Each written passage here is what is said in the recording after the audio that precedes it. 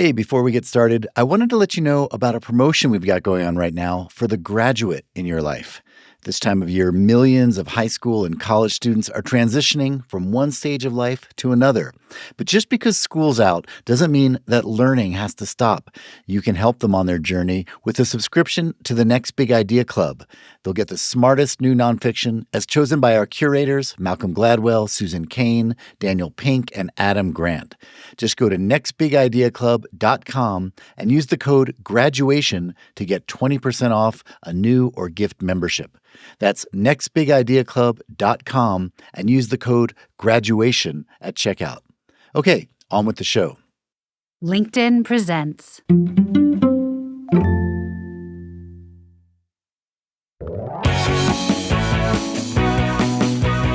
Good morning. I'm your host, Michael Kovnat, and this is the Next Big Idea Daily.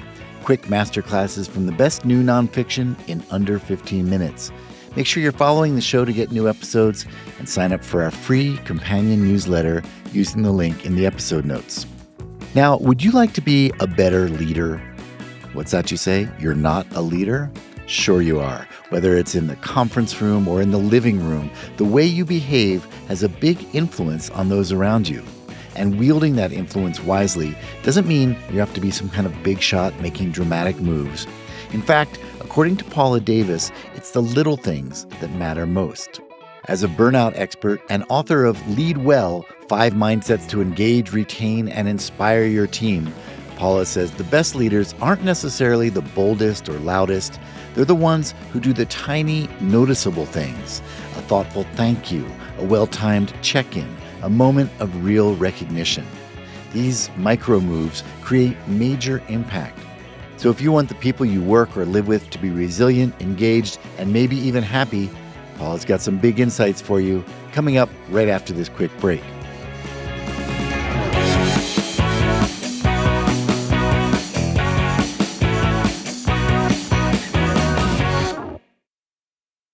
From LinkedIn News, I'm Leah Smart, host of Everyday Better, an award-winning podcast dedicated to personal development. Join me every week for captivating stories and research to find more fulfillment in your work and personal life. Listen to Everyday Better on the LinkedIn Podcast Network, Apple Podcasts, or wherever you get your podcasts. From LinkedIn News, I'm Jessie Hempel, host of the Hello Monday podcast. Start your week with the Hello Monday podcast. We'll navigate career pivots. We'll learn where happiness fits in. Listen to Hello Monday with me, Jessie Hempel, on the LinkedIn Podcast Network or wherever you get your podcasts. Hi, my name is Paula Davis, and I am the founder and CEO of the Stress and Resilience Institute and the author of the new book, Lead Well, 5 Mindsets to Engage, Retain, and Inspire Your Team. I wrote this book because if we want to increase the well-being, motivation, engagement, resilience, thriving, whatever good word we want to insert there, for our people and within our teams at work, we have to understand that our leadership behaviors, team dynamics, and individual experiences all interconnect to create the conditions for sustainable human performance. And right now, in our world of work, we're pretty much only focusing on the individual side of the equation.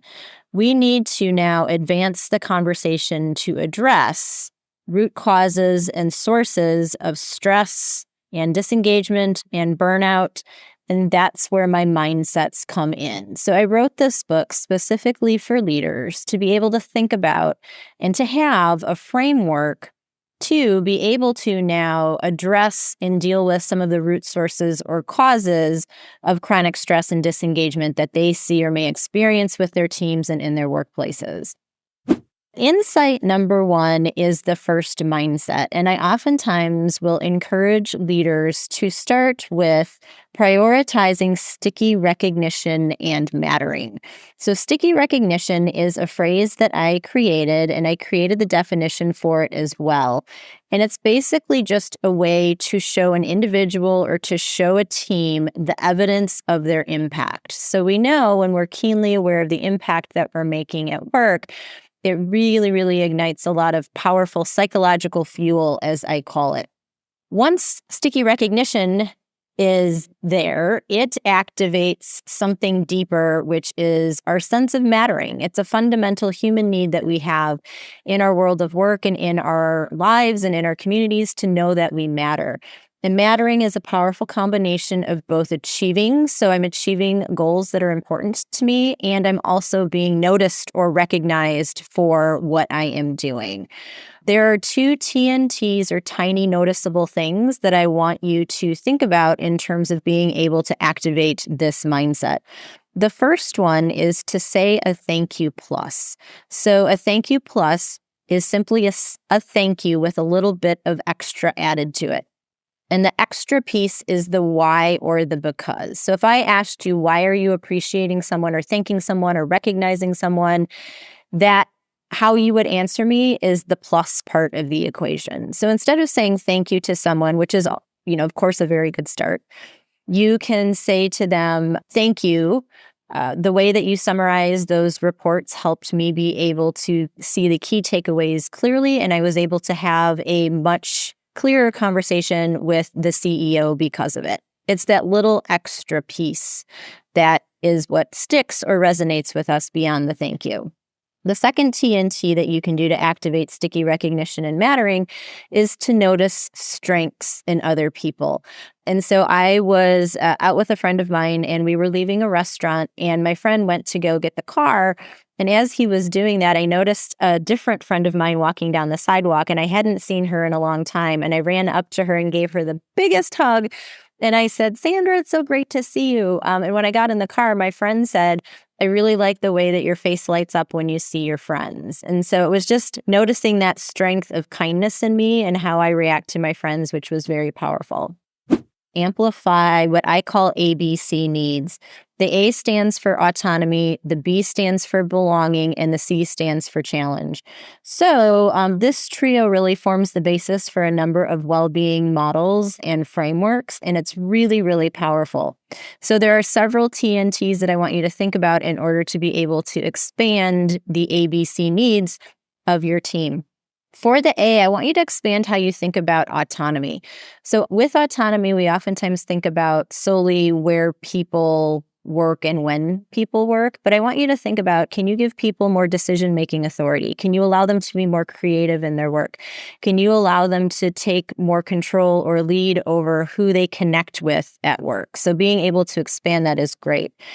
Another piece of the puzzle that I think is really important for the A, another tiny noticeable thing, is to set context for rules and goals. Give the rationale, the backstory, the why, for why there is a change happening in the organization or with your team, or why you are pursuing a particular project, or tell a little bit more about the story of a client who you are working with.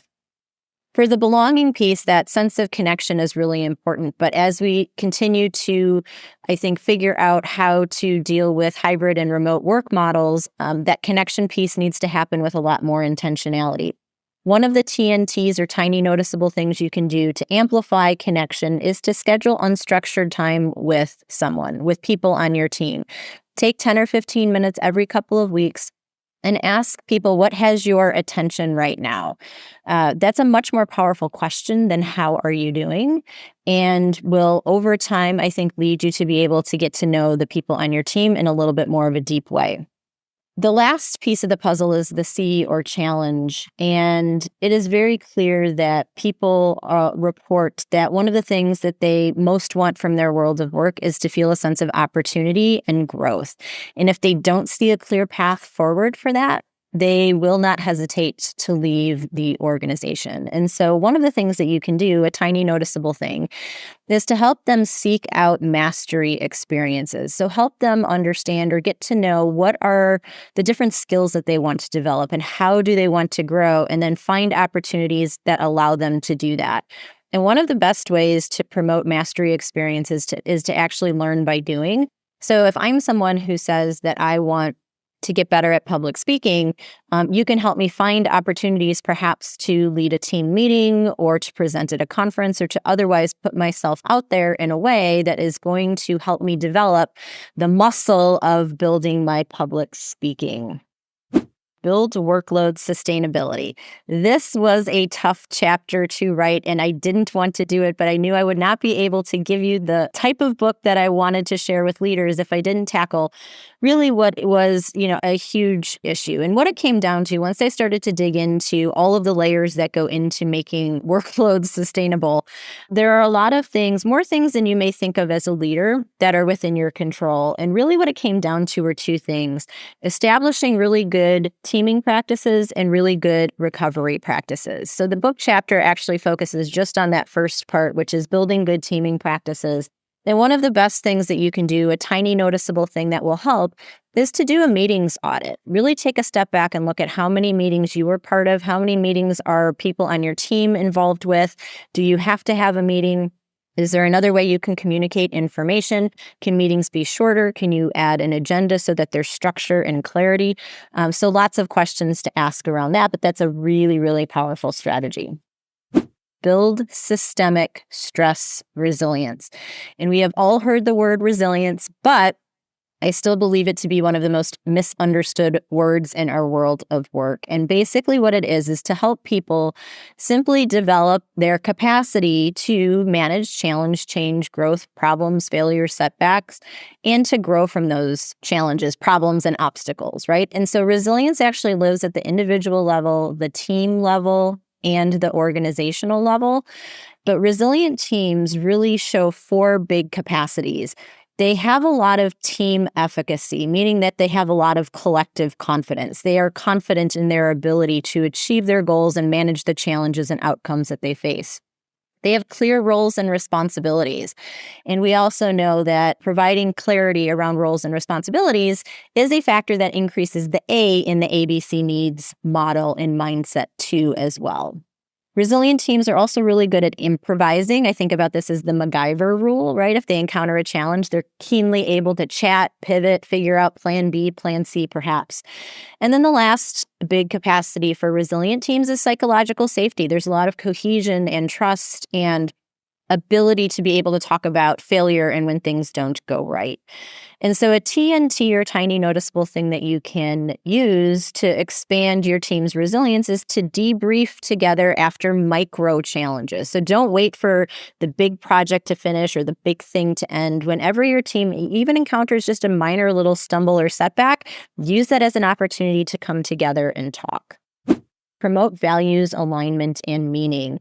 A lot of people don't realize that values misalignment is actually one of the core 6 drivers of burnout, and values really need to be lived. People want to see their leaders walking the talk. And there are 6 different ways that the research tells us that leaders can build this sense of values, alignment, and meaning in their work. The first one is to communicate the work's bigger impact. The second one is to recognize and nurture potential. The third one is to foster personal connections. The fourth one is to discuss values and purpose during hiring and onboarding. The fifth one is to model values-based behavior. And the last one is to give employees autonomy. So you'll notice that the ABC needs are part of this structure as well. And one big, tiny, noticeable thing, or TNT, that you can use for yourself and also encourage for your teams is to revive a dormant connection. So who is someone who you maybe had a strong connection with in the past, then the relationship is just sort of, phased out or, been quiet for a little while? Reach out to that person and revive that connection. There is a lot of meaning and good relationship stuff to be had when you do that. Thank you, Paula. Okay, everyone, you can get a copy of Lead Well at your favorite bookstore. That's our show for the day. If you got something out of it, please leave a 5-star rating and a glowing review so others can find it too. And stay tuned to the next Big Idea Daily, because this week we'll be bringing you lots of big ideas on everything from how to be a better athlete to how to be a better friend. I'm Michael Kovnat. See you tomorrow.